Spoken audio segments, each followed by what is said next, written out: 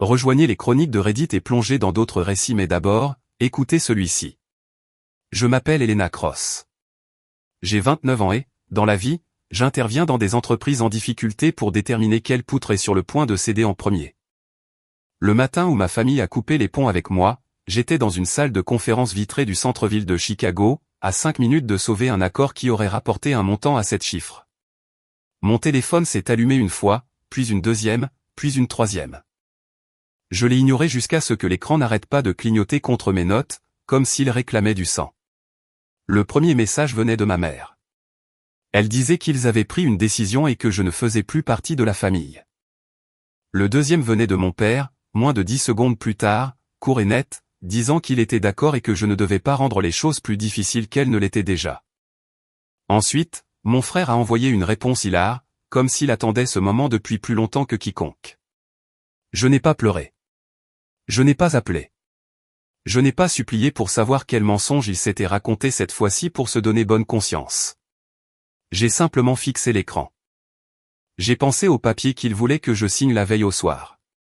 J'ai pensé à l'argent qu'il s'attendait à ce que je risque. J'ai pensé à la rapidité avec laquelle l'amour se transforme en punition quand on dit enfin non. Alors j'ai répondu par un seul mot, compris. Puis je suis sorti de la réunion, j'ai passé moi-même un appel, et j'ai retiré le soutien dont il ne réalisait même pas qu'il les maintenait en vie. J'ai quitté la conversation familiale, désactivé ma localisation et je suis restée silencieuse. Dès le lendemain soir, mon téléphone se remplissait de messages que je ne prenais pas la peine d'ouvrir. Avant que je ne vous raconte ce qui s'est passé 48 heures plus tard, dites-moi d'où vous m'écoutez et quel temps il fait chez vous. Je veux savoir jusqu'où cette histoire voyage avant d'arriver à la partie qu'ils n'ont jamais vu venir. Au moment où j'ai atterri de retour à Chicago le lendemain matin, j'avais 32 appels en absence, 19 messages vocaux et tellement de SMS que la bulle de notification semblait irréelle. Je n'ai toujours pas répondu. Je suis allé directement de l'aéroport à mon bureau, j'ai versé du café froid dans un gobelet en carton et je me suis assise avec les seules personnes dont la panique comptait vraiment pour moi, mon équipe juridique et mon directeur financier. À 8h12, ma mère a envoyé son premier message qui ressemblait moins à un exil et plus à de la peur, « Elena, appelle-moi tout de suite ». À 8h14, mon père en a envoyé un qui essayait de paraître ferme, sans succès, « Tu as prouvé ce que tu voulais. Remets tout en place avant midi ». À 8h16, mon frère a finalement arrêté de rire et a commencé à jurer, « Qu'est-ce que tu as fait ?» J'ai fixé l'écran une seconde, puis j'ai tendu mon téléphone face vers le bas à Naomi Reed, l'avocate en qui j'avais confiance depuis 6 ans. Elle ne m'a pas demandé si j'allais bien. Elle me connaissait trop bien pour ça. Elle a juste fait glisser une pile de documents sur la table et a tapoté les sections surlignées. La ligne de crédit renouvelable de Cross Urban Development avait été gelée à 7h03 ce matin-là car la garantie personnelle principale avait été retirée et la banque avait signalé un changement matériel de risque. Le capital relais que j'avais prolongé à titre privé par le biais de l'une de mes entités d'investissement avait également été rappelé conformément aux conditions qu'ils avaient signées et n'avaient jamais pris la peine de lire. Cela signifiait que la paie serait retardée. Une livraison de béton allait être stoppée. Les frais d'inspection de la ville ne pourraient pas être payés et le prêteur avait le droit de revoir l'intégralité du dossier. Mon père avait passé des années à entrer dans des pièces en prétendant qu'il dirigeait cette entreprise par la seule force de sa volonté. La vérité était bien plus moche et bien plus petite. J'avais été le fil silencieux qui maintenait le tout ensemble.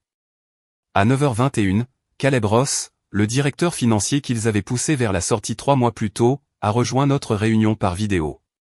Il avait l'air épuisé mais pas surpris. Il a dit que l'entreprise avait moins de 5 jours de liquidité réelle, et ce, même avant que je ne retire mon soutien. Il a déclaré que mon frère avait déplacé de l'argent entre les comptes pour cacher des dépassements de coûts.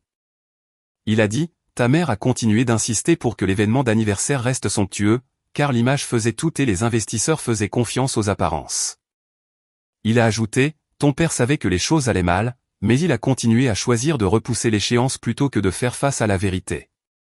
Puis il a dit la seule chose qui m'a fait arrêter de respirer pendant un instant, ils ont dit au conseil d'administration que tu étais émotive et instable.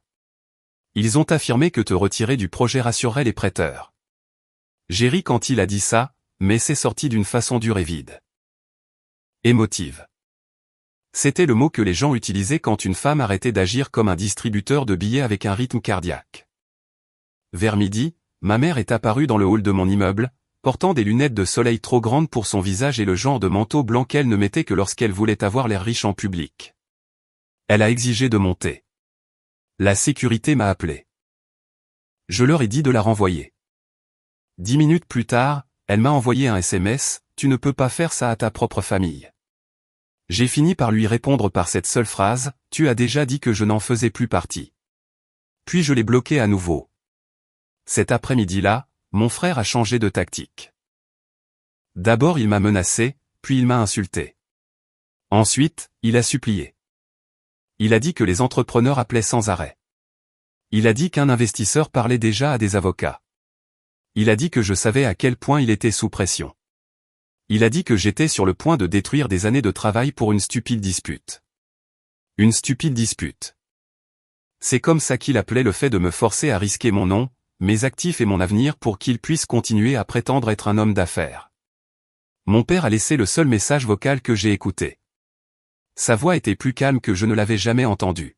« Elena, ça suffit. Rentre à la maison ce soir et nous discuterons de cela comme des adultes. » Mais j'avais essayé cette version pendant des années. Chaque conversation calme se terminait de la même manière. Ma mère pleurait, mon frère rejetait la faute sur les autres, mon père arrondissait les angles, et d'une manière ou d'une autre, je repartais en portant leurs problèmes comme s'il avait toujours été le mien. Pas cette fois. Dès la deuxième nuit, les fissures étaient béantes. Un fournisseur a déposé un avis indiquant qu'aucun autre matériau ne serait livré sans paiement. 2 jeunes employés ont démissionné. Un blogueur local a publié un article sur les rumeurs entourant le projet familial. Ma mère a commencé à appeler des parents éloignés pour leur dire que je punissais tout le monde parce que j'avais toujours détesté mon frère. Elle oubliait une chose. Les mensonges voyagent vite, mais les dossiers financiers voyagent plus loin.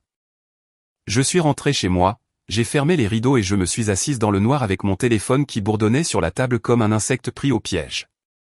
48 heures plus tôt, ils avaient décidé que je ne faisais plus partie de la famille. À présent, ils apprenaient le coup de cette décision, et ils n'avaient toujours aucune idée à quel point la vérité allait empirer. Ce que les gens ne comprennent jamais à propos de la trahison, c'est qu'elle commence rarement par un moment dramatique. Elle commence à petite dose. Une faveur par-ci, une signature par-là, une demande qui semble temporaire, une crise qui devient soudainement votre responsabilité parce que vous êtes la personne sur qui on peut compter. J'avais 23 ans la première fois que mon père m'a demandé d'aider sérieusement l'entreprise. À l'époque, Cross Urban Development portait déjà plus de dettes qu'il ne l'admettait, mais il avait encore assez de charme pour faire sourire les banques et assez de fierté pour appeler cela une difficulté passagère. Il avait besoin de quelqu'un qui puisse parler chiffres sans paniquer et négocier sans montrer de faiblesse. Mon frère était censé apprendre le métier, mais il traitait les réunions comme des séances photos et les budgets comme des suggestions. Je suis venu pour un trimestre afin de stabiliser un plan de refinancement et je suis resté pendant des années, car à chaque fois que j'essayais de partir, il y avait une autre urgence. L'entrepreneur portait plainte. Le permis était bloqué. Le marché changeait. Mon frère avait besoin d'une autre chance. Ma mère prenait ma main de l'autre côté de la table de la cuisine et me disait que les membres d'une famille doivent être là les uns pour les autres. Ce qu'elle voulait dire, c'est que je devais être là pour eux. Personne n'a jamais demandé ce que ma présence m'avait coûté. Personne ne se souciait que j'ai bâti ma propre carrière pendant les heures qu'ils me laissaient, une fois que j'avais fini de sauver la leur. Ce matin-là dans le bureau de Naomi, alors que les appels continuaient d'affluer, nous avons étalé chaque document dans l'ordre. Plus nous les empilions, plus le schéma devenait clair. Ma société d'investissement privé n'avait pas seulement fourni un financement relais.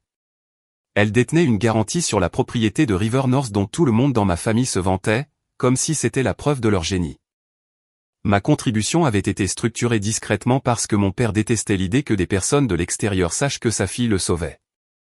Il avait insisté sur la discrétion pour protéger le nom de la famille. En réalité, il voulait en tirer le mérite sans en assumer la responsabilité. Naomi a retracé la chaîne des entités avec son stylo et a dit très calmement, « S'ils font défaut, tu peux forcer une restructuration. Si la fraude est prouvée, ton frère est exposé personnellement. » Caleb a envoyé davantage de dossiers, des notes de frais, des confirmations de virement, des emails internes, une facture d'hôtel à Las Vegas qui avait été codée comme un hébergement de consultants, 2 achats de montres de luxe dissimulés sous des frais d'équipement.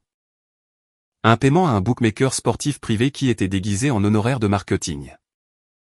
Je ne me sentais pas choqué. Je me sentais fatigué. Profondément, jusqu'à la moelle, parce qu'une fois que vous avez connu quelqu'un toute votre vie, il y a un terrible chagrin à voir exactement à quel point ils sont petits. En début d'après-midi, j'ai appris autre chose. Les papiers que ma famille m'avait mis sous le nez la veille de me couper les ponts n'étaient pas des documents de garantie de routine comme le prétendait mon père. Ils étaient conçus pour inclure mon appartement du centre-ville dans un montage de caution personnelle de dernière minute, et pour transférer plus de responsabilités sur moi, tout en donnant à mon frère encore plus de contrôle opérationnel. Si je les avais signés, j'aurais été lié à l'effondrement pendant qu'il serait resté protégé derrière une coquille corporative vide. Ma mère en savait au moins une partie. L'un de ces SMS envoyés plus tôt cette semaine-là le rendait évident, arrête de trop réfléchir et fais-le simplement pour ton frère. Nous pourrons régler les détails plus tard. Les détails. Dans ma famille, les détails étaient l'endroit où se cachaient les pièges. Ce soir-là, je suis finalement passé en voiture devant la maison de Hinsdale dans laquelle j'ai grandi. Je ne suis pas entré. Je me suis garé à un demi-pâté de maison et j'ai regardé les lumières bouger derrière les fenêtres. Ma mère était dans le petit salon à l'avant, faisant les 100 pas, une main sur le front. Mon père se tenait dans le bureau, le téléphone sur haut-parleur, gesticulant comme il le faisait quand il voulait avoir l'air de maîtriser la situation. Mon frère faisait irruption de pièce en pièce, comme si la rage pouvait résoudre l'arithmétique. L'espace d'une seconde, à cette distance, il ressemblait presque à une famille normale en difficulté. Puis mon téléphone a vibré avec un SMS d'un numéro inconnu. Il venait d'un sous-traitant que j'avais rencontré 2 fois. Il a écrit « Je ne sais pas ce qui se passe, mais j'ai pensé que vous deviez savoir que votre frère a dit à des gens qu'il pouvait faire disparaître tous à une fois qu'il aurait engagé vos actifs. » Je l'ai lu 3 fois. Puis j'ai démarré le moteur et je suis parti. À 22h ce soir-là, Naomi m'a appelé avec la dernière pièce dont nous avions besoin. L'une des signatures sur une demande de virement datant de 3 mois ne correspondait pas à la mienne. Elle voulait mon autorisation pour faire intervenir un expert en écriture immédiatement. Je la lui ai donnée. Le lendemain matin, nous avions la confirmation préliminaire que ma signature avait très probablement été falsifiée sur des documents autorisant un mouvement de fonds interne depuis un compte de réserve lié à mon entité. C'est le moment où tout a changé pour moi. Avant cela, il s'agissait d'une famille qui m'utilisait. Après cela, c'est devenu une famille qui me volait et prévoyait de m'enterrer sous les dégâts. Naomi a demandé si je voulais lancer la première mise en demeure légale avant la fête d'anniversaire ce samedi-là. J'y ai longuement réfléchi. Puis j'ai dit, non, laisse-les organiser leur célébration. Laisse-les mettre leurs vêtements parfaits, commander le champagne, poser devant les fleurs et sourire aux gens qui ne connaissent que la version censurée. Ensuite, je me pointerai avec la vérité. Certains silences sont une faiblesse. Le mien était un compte à rebours. La fête du 30e anniversaire de mes parents était censée être une mission de sauvetage déguisée en célébration. Ma mère avait passé des semaines à l'organiser comme si des bougies et du linge de maison importé pouvaient masquer une hémorragie financière. Elle voulait que des investisseurs soient là, que de vieux amis avec de l'argent soient là, que des membres du conseil d'administration soient là, des personnes susceptibles de faire des chèques s'ils croyaient que le nom de la famille était toujours synonyme de stabilité. L'invitation avait promis une soirée élégante en l'honneur de l'amour, de l'héritage et de l'avenir. À 18h30 ce samedi-là, la moitié des invités importants avaient soit annulé, soit envoyé des excuses par l'intermédiaire de leurs assistants. Des rumeurs avaient déjà commencé à circuler dans la ville. Les fournisseurs avaient entendu parler de retard de paiement. Un donateur qui assistait habituellement à tous les événements de la famille a soudainement eu un autre engagement. Un prêteur dont mon père s'était vanté tout le printemps n'est jamais arrivé. Malgré tout, ma mère a refusé d'annuler. C'était son don et sa malédiction. Elle pouvait se tenir au milieu de la fumée et insister pour que tout le monde complimente le lustre. Je suis arrivé 10 minutes après le coucher du soleil dans une robe noire, assez simple pour paraître naturelle et assez chère pour irriter tous ceux qui m'avaient un jour traité de froide parce que j'étais compétente. Naomi m'a accompagné, non pas parce que j'avais besoin de soutien moral, mais parce que je voulais des témoins. Lorsque le voiturier a ouvert la portière de ma voiture, je pouvais déjà entendre la musique se répandre sur la pelouse. La maison était illuminée comme une double page de magazine. L'espace d'une seconde, je me suis souvenu d'avoir 12 ans sur ce perron, tenant un plateau de bougies pour l'une des fêtes de fin d'année de ma mère, en pensant que les familles qui semblaient parfaites devaient être en sécurité à l'intérieur. J'ai presque ri de cette petite fille. La première personne qui m'a vu était mon père. Martin Cross avait toujours été un bel homme, de cette manière calculée qui comptait beaucoup trop pour lui. Ce soir-là, il paraissait 10 ans de plus. Il a traversé le hall d'entrée rapidement, essayant de ne pas avoir l'air pressé. « Elena, Dieu merci », a-t-il dit en cherchant à attraper mon coude comme pour me diriger vers un endroit privé. Je me suis reculé avant qu'il ne me touche. « Nous n'allons pas faire ça dans une pièce à part, lui ai-je dit. Sa mâchoire s'est contractée. « Ta mère tient à peine le coup. Annule tout ça, peu importe ce que c'est. » Ma mère a entendu ma voix et est apparue presque instantanément. Diane Cross avait bâti toute son identité autour du contrôle, cheveux parfaits, sourire exercé, douleur cachée jusqu'à ce qu'elle puisse servir d'arme. Elle s'est arrêtée à 1 mètre de moi et m'a fixé comme si elle pouvait me réduire en cendres par la seule honte. « Comment oses-tu te pointer ici après ce que tu as fait ?» a-t-elle dit. J'ai regardé autour de moi les invités qui faisaient semblant de ne pas écouter et j'ai dit, « Je suis venu parce que cela semblait être le bon endroit pour discuter des décisions familiales. » Mon frère s'est frayé un chemin à travers la foule 1 seconde plus tard, déjà rouge de colère, déjà à son 2e ou 3e verre à en juger par son allure. Evan était le genre d'homme que les gens prenaient pour quelqu'un d'impressionnant jusqu'à ce qu'ils l'écoutent de trop près. Il avait l'assurance de notre père sans aucune de sa discipline, et l'amour des apparences de notre mère sans son éthique de travail. Il m'a souri de cette horrible manière que je détestais depuis que nous étions adolescents. « Remets tout en place », a-t-il dit à voix basse. « Ce soir, ou je jure devant Dieu que tu vas le regretter. » Naomi s'est légèrement rapprochée, et c'est à ce moment-là que ma mère a enfin remarqué que je n'étais pas venu seul. « Qui est-ce » a-t-elle lâché d'un ton sec. « Mon avocate » ai-je répondu. Le mot a eu exactement l'effet que je souhaitais. Les personnes près du bar ont arrêté de faire semblant de ne pas entendre. Mon père a baissé la voix et a essayé une dernière fois d'avoir l'air raisonnable. « Elena, tu fais un scandale. »« Non, » ai-je dit, « ce sont vos SMS qui ont fait ça. Moi, je n'ai apporté que de la paperasse. » Puis je lui ai tendu la première enveloppe. Avis de retrait, avis d'examen de défaut de paiement, mise en demeure de conservation des registres. Ce n'était pas un avis de saisie. C'était mieux. C'était le début des conséquences. Écrite dans un langage qu'aucune once de charme ne pourrait adoucir. Mon père a lu la première page, et ce qu'il restait de son masque public a commencé à se fissurer. Ma mère a arraché une copie et l'a parcourue jusqu'à atteindre la ligne expliquant que certaines déclarations faites par les dirigeants de l'entreprise pourraient les exposer à un examen supplémentaire pour fraude. Ses yeux se sont dirigés tout droit vers mon frère. Juste 1 seconde, mais je l'ai vu. Elle en savait assez pour avoir peur. Evan s'est alors jeté sur moi, non pas avec ses mains, mais avec sa voix. Plus forte maintenant, désespérée maintenant. « Tu es folle. Tu essaies de détruire tes propres parents parce que tu es amère et seule. » Certains invités ont littéralement tressailli. Pas moi. Je l'ai regardé droit dans les yeux et j'ai dit, « Je n'ai rien détruit. J'ai arrêté de financer vos mensonges. » Le silence s'est abattu sur la pièce comme du verre brisé. Ma mère a fait un pas en avant et a levé la main. Elle n'a jamais pu s'approcher assez pour me toucher, car Naomi l'a interceptée, et 2 membres du personnel de l'événement se sont retournés exactement au mauvais moment pour en être témoins. Un murmure s'est répandu dans la pièce, puis un autre. Mon père a fermé les yeux 1 seconde, et dans cette seconde, j'ai su qu'il comprenait enfin qu'il n'y aurait aucun moyen d'arrondir les angles cette fois-ci. Je me suis penché juste assez pour qu'ils m'entendent tous les 3 clairement. Vous vouliez que je parte quand vous pensiez que je n'étais qu'un outil. Maintenant, vous allez découvrir à quoi ressemble la vie sans avoir accès à moi.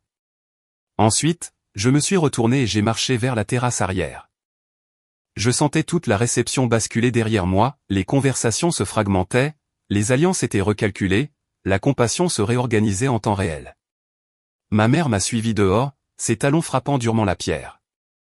Sa voix s'est brisée au moment où nous étions assez isolés. « S'il te plaît, Elena » a-t-elle dit, et c'était là, la première vraie fissure. Pas de l'indignation, pas une performance, mais de la peur. Nous pouvons régler ça en privé. Ne nous humilie pas. Je l'ai regardé et j'ai failli poser la question qui m'était restée en travers de la gorge pendant des années. Quand exactement comptiez-vous arrêter de m'humilier ? Au lieu de cela, j'ai dit la seule chose qui comptait. Vous ne m'avez pas exclu parce que je vous ai laissé tomber. Vous m'avez exclu parce que je refusais de vous laisser m'utiliser une fois de plus. Elle a commencé à pleurer à ce moment-là, vite et fort. Le genre de pleurs qui m'aurait détruite quand j'étais plus jeune. Mais le chagrin sans prise de responsabilité n'est qu'une autre manipulation avec un meilleur éclairage. Je l'ai laissée sur cette terrasse avec du mascara sur les joues et des invités qui faisaient semblant de ne pas regarder par les fenêtres. Et pour la première fois de ma vie, je ne me suis pas senti coupable de tourner le dos et de m'en aller. Le lendemain matin de la fête, tout s'est accéléré. Peut-être que l'embarras public a réussi là où les supplications privées avaient échoué. Peut-être que la panique a finalement relâché l'emprise de la loyauté sur les employés à l'intérieur de l'entreprise. Ou peut-être que la vérité essayait de faire surface depuis longtemps et n'avait besoin que d'une forte impulsion.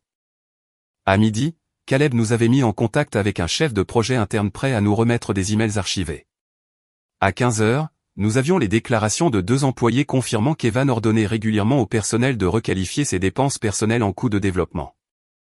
Le soir même, l'expert en écriture de Naomi a envoyé un rapport plus solide sur la fausse signature.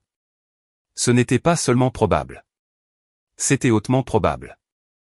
Mon frère avait signé mon nom pour autoriser le mouvement de fonds qu'il n'avait jamais eu le droit de toucher, et il l'avait fait tout en négociant en coulisses pour me faire porter davantage de risques via ces documents de mise en gage de mon appartement. Mon père est venu seul à mon bureau le lundi, ce qui m'en disait plus que tout ce qu'il aurait pu dire. Martin Cross ne venait pas seul, à moins qu'il n'ait plus personne prêt à se tenir à ses côtés. Il paraissait plus petit à la lumière du jour, pas encore plus pauvre, mais diminué. Le genre d'homme qui porte toujours une montre hors de prix alors que le temps l'a déjà vaincu. Il s'est assis en face de moi, a posé son téléphone face vers le bas sur la table et a dit « Nous devons régler ça en famille ». J'ai failli sourire. Cette phrase avait eu tellement de pouvoir dans notre maison. Elle signifiait autrefois « Pardonne, encaisse, couvre, sacrifie-toi ». Elle signifiait « Elena s'occupera de réparer les pots cassés ». Maintenant, elle signifiait qu'il avait peur. J'ai fait glisser un dossier vers lui. À l'intérieur se trouvait une copie du rapport, les avis bancaires, les résumés des dépenses et une chaîne de mails imprimée datant de 6 semaines plus tôt dans laquelle ma mère écrivait « Si Elena continue de traîner des pieds, on avance sans elle et on gérera les retombées plus tard ». Mon père a tout lu en silence. Lorsqu'il est arrivé à la page des signatures, sa main a tremblé une seule fois. « Le savais-tu » ai-je demandé. Il n'a pas répondu assez vite. C'était une réponse suffisante. J'ai redemandé, plus doucement cette fois. « Savais-tu qu'il avait signé à ma place ?» Il a passé une main sur sa bouche et a dit, « Je savais qu'il y avait eu des mesures temporaires. » Des mesures temporaires ? Mon frère avait falsifié ma signature et volé dans un compte lié à mon entreprise, et mon père cherchait encore un langage qui sonnait plus doux que la vérité. Je me suis alors levé parce que rester assise me semblait impossible. « Tu l'as laissé faire » lui ai-je dit. « Tu l'as laissé risquer ma vie pour protéger son image. » Mon père s'est levé aussi, mais pas par colère. Par défaite. Il a dit qu'il pensait pouvoir réparer la situation avant que je ne le découvre. Il a dit qu'Evan était sous pression. Il a dit que le marché avait changé, que les investisseurs étaient nerveux, et que si le projet échouait, tout ce que la famille avait construit s'effondrerait. Tout ce que la famille a construit. Cette phrase était un autre mensonge. J'en avais construit la moitié et j'avais empêché le reste de couler. Il le savait. Il n'avait juste jamais voulu le dire à voix haute. Quand je lui ai dit que Naomi préparait des plaintes au civil et qu'elle transmettrait les preuves de la fausse signature pour un examen pénal si nécessaire, il a fermé les yeux et a murmuré « C'est ton frère ». J'ai répondu « Et j'étais ta fille quand tu l'as aidé à faire ça ». Il est parti sans toucher au dossier. 2 heures plus tard, ma mère m'a appelé d'un numéro que je n'avais pas bloqué. J'ai répondu parce que je voulais entendre à quoi ressemblait la vérité dans sa bouche. Il s'est avéré que cela ressemblait à des reproches déguisés en chagrin. Elle a dit, les familles disent des choses cruelles sous le coup du stress. Elle a dit, je savais à quel point il avait été difficile pour ton frère de trouver ses marques. Elle a dit, ton père n'avait été d'accord avec le SMS que parce qu'il essayait d'éviter une plus grosse explosion. Elle a dit que j'avais toujours été si forte que les gens s'appuyaient sur moi sans se rendre compte de tout ce qu'ils me prenaient. C'était ce qu'elle avait jamais fait de plus proche d'une excuse. Et même là, elle réussissait à faire passer l'exploitation pour un accident. J'ai posé une seule question. Si j'avais signé ces papiers et que le projet s'était effondré, étiez-vous prêt à me laisser perdre mon appartement, aussi ? Elle a gardé le silence. Puis elle a dit, nous aurions trouvé une solution. C'était encore là. Le credo familial. Utilise maintenant, on évaluera les dégâts plus tard. Mon frère n'a pas appelé. Il s'est présenté à mon immeuble à la nuit tombée et a attendu près de l'entrée jusqu'à ce que je descende avec la sécurité. Ses cheveux n'étaient pas lavés. Sa chemise était froissée. Sa confiance était enfin percée à jour. Pour la première fois depuis que nous étions enfants, il ressemblait à quelqu'un qui avait compris qu'il pourrait ne pas être protégé. Il a demandé à me parler en privé. J'ai refusé. Il a ri sans humour et a dit, « Tu as toujours aimé ça, n'est-ce pas ? Le pouvoir, la chance de prouver que tu étais plus intelligente que tout le monde. » Je n'ai rien dit. Il s'est quand même approché d'un pas. Très bien. Tu veux la vérité. J'ai déplacé l'argent. J'allais le remettre après le prochain tour de financement. J'avais besoin de respirer. Tu avais de l'argent qui dormait là à ne rien faire pendant que je portais tout ce projet. Porteur. Je n'arrivais presque pas à comprendre à quel point il croyait à sa propre mythologie. Tu m'as volé, ai-je dit. Tu as falsifié ma signature. Il a serré la mâchoire et a regardé au-delà de moi, vers les portes-tambours. Puis il a dit la seule chose honnête que j'avais entendue de sa part depuis des années. Il ne t'aurait jamais choisi à ma place. Cette phrase a fait plus de dégâts que la fausse signature ne pourrait jamais en faire, car elle confirmait ce que je savais en partie et que je niais dans son ensemble. Il ne s'agissait pas seulement d'un vol. Il s'agissait d'une structure familiale construite autour du fait d'excuser un enfant et de consumer l'autre. Je lui ai demandé s'il était désolé.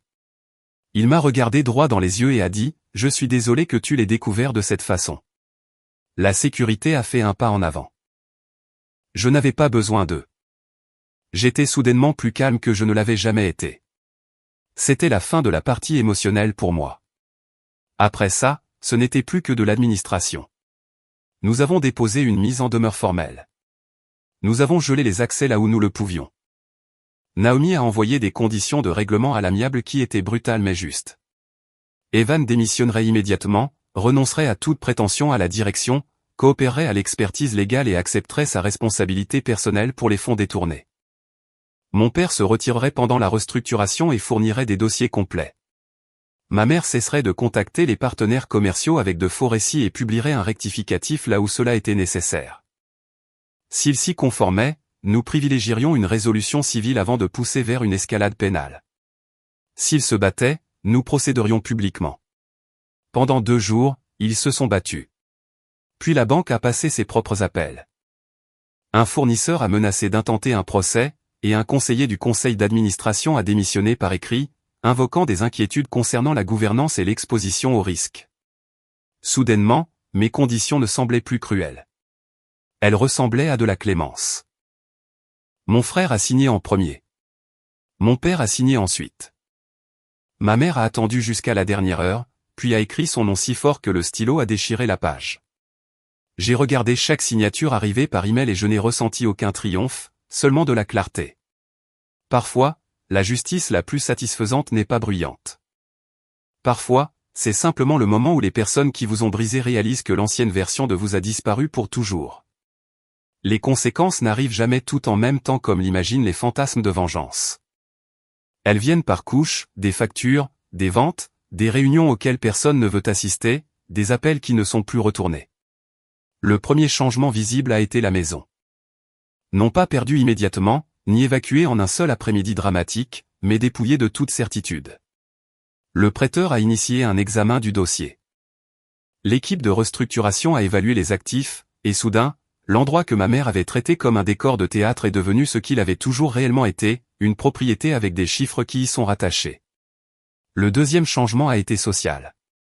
Les invitations se sont taries. Non pas parce que tous les membres de notre cercle étaient moraux, mais parce que le scandale est contagieux, et que personne n'aime s'asseoir trop près d'une famille dont les comptes pourraient être examinés. Ma mère a annulé des déjeuners qu'elle aurait jadis donné sa vie pour organiser. Mon père a démissionné de 2 conseils d'administration d'œuvres de charité avant qu'il ne puisse poser des questions en public. Mon frère a disparu des restaurants raffinés qu'il avait l'habitude de hanter et n'est réapparu que sur les parkings, à l'extérieur des réunions avec des avocats qui lui facturaient désormais ses rendez-vous à l'heure. Conformément à l'accord, Evan a dû liquider ce qui était à son nom. La voiture de sport est partie en premier, la collection de montres ensuite, puis le bail de l'appartement qu'il pouvait à peine s'offrir, et ce, même avant que l'entreprise ne commence à saigner. Il voulait qu'on le plaigne pour ça. Il a même dit à un avocat que c'était humiliant. La partie humiliante, pour moi, avait été de le regarder jouer au prince avec de l'argent qu'il n'avait pas gagné. Pendant que ma mère louait son ambition et qualifiait ma prudence de froideur, mon père a passé des semaines à essayer de sauver des morceaux de l'entreprise. À son crédit, il a finalement arrêté de mentir une fois que les mensonges sont devenus trop coûteux à entretenir. Il a admis devant le conseil d'administration que la gouvernance avait échoué. Il a admis avoir laissé les dynamiques familiales l'emporter sur le bon jugement. Il n'a pas souvent prononcé mon nom lors de ces réunions, d'après ce que Caleb m'a raconté plus tard. Mais quand il le faisait, il a arrêté de parler de moi comme d'une fille difficile et a commencé à parler de moi comme de la créancière et de la dirigeante qu'il aurait dû respecter des années plus tôt. C'était tard, mais c'était vrai. Ma mère a connu un atterrissage plus difficile. L'argent avait toujours été pratique pour mon père et symbolique pour Evan. Pour ma mère, c'était une architecture émotionnelle. Il signifiait le statut, la sécurité, la preuve que les sacrifices en avaient valu la peine. Quand les sacs de créateurs ont commencé à disparaître de son placard parce qu'elle les vendait discrètement par l'intermédiaire d'un courtier, ce fut la première fois qu'elle a compris que ce n'était pas une tempête passagère. Quand les photos d'anniversaire ont disparu de ses réseaux sociaux parce que des inconnus n'arrêtaient pas de poser des questions sur les enquêtes dans les commentaires, ce fut la deuxième. Elle est venue me voir un après-midi, 3 semaines après l'accord, seule cette fois, les cheveux attachés, sans lunettes de soleil, sans mise en scène. Elle ressemblait à quelqu'un qui avait été forcé de se rencontrer sans maquillage pour la première fois depuis des décennies. Elle a dit qu'elle avait l'habitude de se dire qu'elle protégeait la famille. Puis elle a dit quelque chose auquel je ne m'attendais pas, je crois que je protégeais la version de la famille qui me faisait me sentir importante.